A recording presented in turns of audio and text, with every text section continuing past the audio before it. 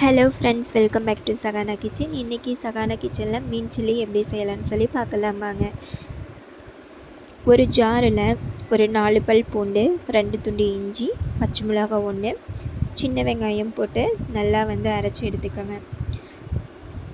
மீன் துண்டுகளை மஞ்சத்தூள் உப்பும் போட்டு நல்லா வாஷ் பண்ணி எடுத்துக்கோங்க. அதை சின்ன சின்ன பீஸாக சில்லிக்கு ஏற்ற மாதிரி கட் பண்ணி எடுத்துக்கோங்க. இந்த மாதிரி சின்ன சின்ன மீன் துண்டுகளாக கட் பண்ணி எடுத்துக்காங்க. ஒரு பிளேட்டில் வரமிளகாத்தூள் ஒரு 2 டீஸ்பூன், மீன் வறுவல் மசாலா 2 டீஸ்பூன், அரைச்ச விழுது தேவையான அளவு ஆட் பண்ணிவிட்டு உப்பு கொஞ்சம் ஆட் பண்ணி நல்லா மிக்ஸ் பண்ணிக்கோங்க கட் பண்ணி வச்சதோட.